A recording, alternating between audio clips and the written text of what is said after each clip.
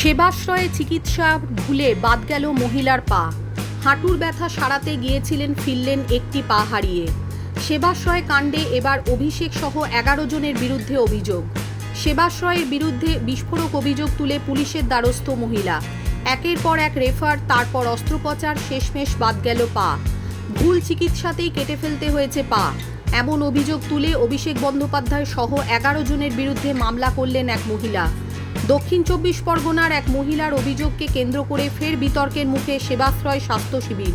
হাঁটুর ব্যথা চিকিৎসা করাতে গিয়ে ভুল চিকিৎসার জেরে শেষ পর্যন্ত একটি পা হারাতে হয়েছে বলে অভিযোগ তুলেছেন ওই মহিলা।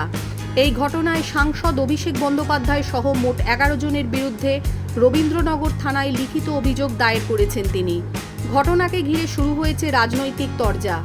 অভিযোগকারী মালতী বিশ্বাস দক্ষিণ 24 পরগনার আকরা থানা এলাকার বাসিন্দা।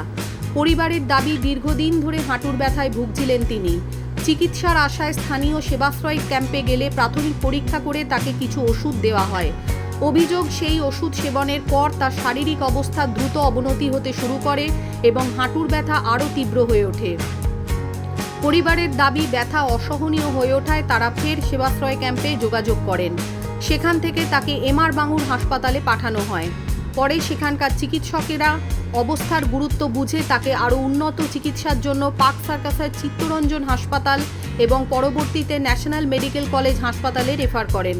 অভিযোগ, এক হাসপাতাল থেকে আর এক অন্য হাসপাতালে ঘুরতে ঘুরতেই সংক্রমণ ও শারীরিক জটিলতা এতটাই বেড়ে যায় যে শেষ পর্যন্ত অস্ত্রোপচার করে তার একটি পা কেটে বাদ দিতে হয়। মালতী বিশ্বাসের পরিবারের অভিযোগ, এই ঘটনার পর তারা বহুবার সেবাশ্রয় ক্যাম্পের দায়িত্বপ্রাপ্ত ব্যক্তিদের এবং সাংসদ অভিষেক বন্দ্যোপাধ্যায়ের সঙ্গে যোগাযোগের চেষ্টা করেছিলেন, কিন্তু তাদের বক্তব্য বিষয়টি গুরুত্ব দিয়ে দেখা হয়নি। রাজ্যে রাজনৈতিক পালাবদলের পর তারা আইনি পথে হাঁটার সিদ্ধান্ত নেন এবং থানায় বিস্তারিত অভিযোগ দায়ের করেন।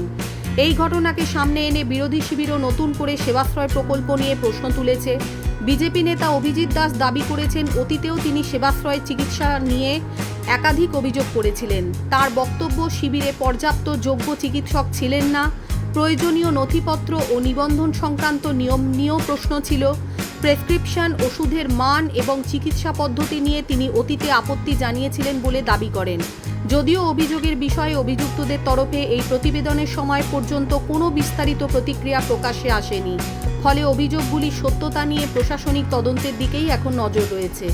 একজন সাধারণ রোগীর চিকিৎসা করাতে গিয়ে এমন করুণ পরিস্থিতির অভিযোগ সামনে আসায় স্বাভাবিকভাবেই উদ্বেগ তৈরি হয়েছে। অভিযোগের তদন্তে কী তথ্য উঠে আসে, চিকিৎসায় গাফিলতির অভিযোগ কতটা সত্য প্রমাণিত হয় এবং দায়ীদের বিরুদ্ধে কী পদক্ষেপ নেওয়া হয়, এবং সেদিকেই নজর রাখছে রাজ্যের রাজনৈতিক মহল থেকে সাধারণ মানুষ।